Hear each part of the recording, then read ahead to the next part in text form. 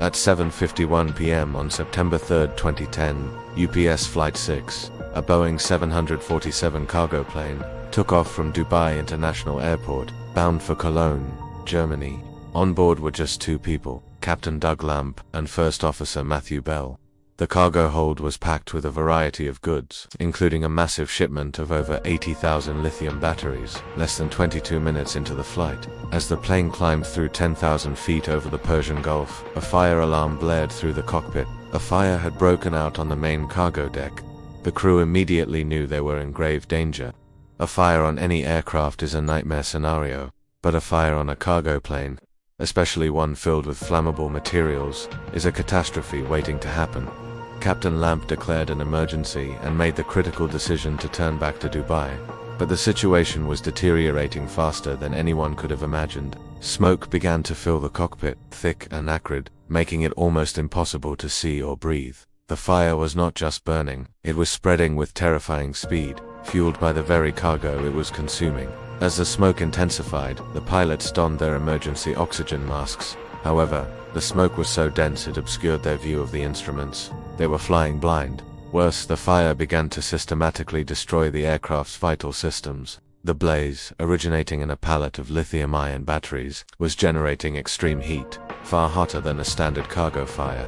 This intense heat severed crucial control cables running along the ceiling of the cargo hold. Just minutes after the first alarm, Captain Lamp lost control of his yoke. The plane was no longer responding to his input. First Officer Bell's controls were still partially functional, but the aircraft was becoming increasingly unstable. The fire had also knocked out their primary radio communications, forcing them to use a backup system. The air traffic controllers in nearby Bahrain tried desperately to guide them. They suggested diverting to Doha, Qatar, which was closer, but the pilots couldn't see their instruments to reprogram the autopilot. Their only hope was to attempt a visual landing back in Dubai, an airport they were familiar with. The fire's relentless assault continued. It burned through the oxygen supply line for the captain's mask, forcing him to leave his seat in a desperate, and ultimately futile, search for a portable oxygen bottle in the smoke-filled cabin. First Officer Bell was now alone, single-handedly battling a crippled giant. He was effectively flying a 400-ton aircraft using only trim controls and engine thrust, a task considered nearly impossible even for the most seasoned pilots in a simulator.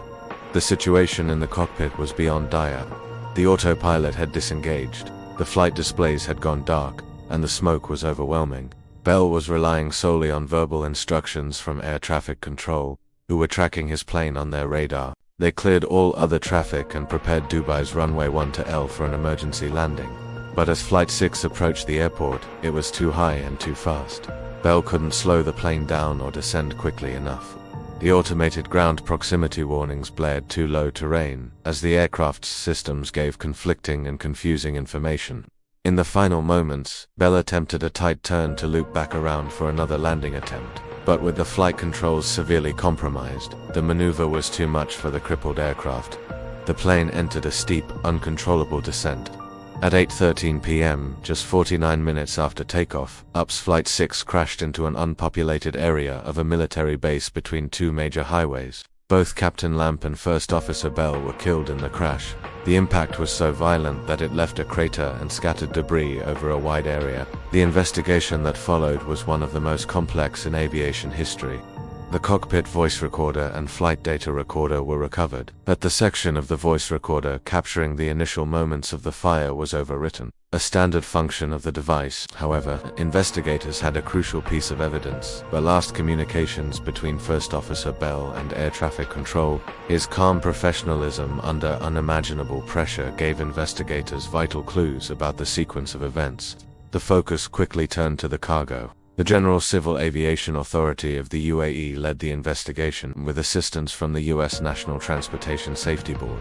They painstakingly pieced together the cargo manifest and determined the fire originated in a section of the hold containing a large quantity of lithium and lithium-ion batteries. These batteries, commonly used in everything from laptops to cell phones, are known to be a fire risk. If damaged or short-circuited, they can enter a state called thermal runaway, where they overheat and violently explode, releasing flammable gas and igniting neighboring cells in a chain reaction. Investigators concluded that at least one pallet of batteries had caught fire.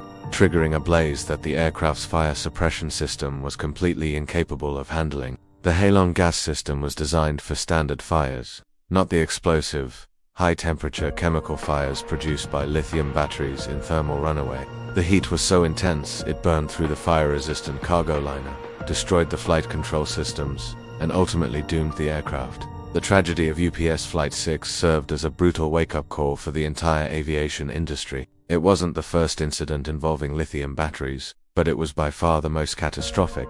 The investigation revealed major gaps in the regulations governing the transportation of these batteries.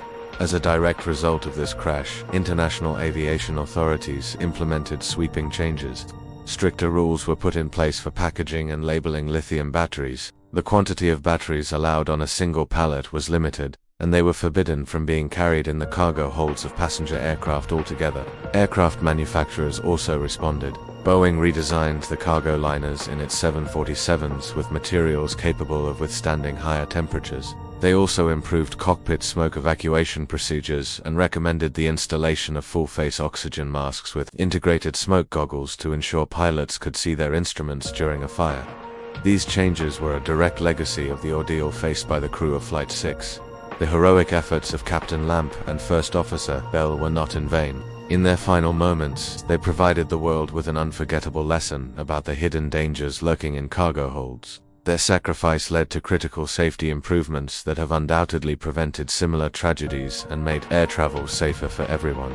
The story of UPS Flight 6 is a somber reminder of the constant vigilance required to ensure aviation safety and a tribute to the two pilots who fought bravely until the very end. Thank you for watching. If you found this story important, please like and subscribe for more in-depth analysis.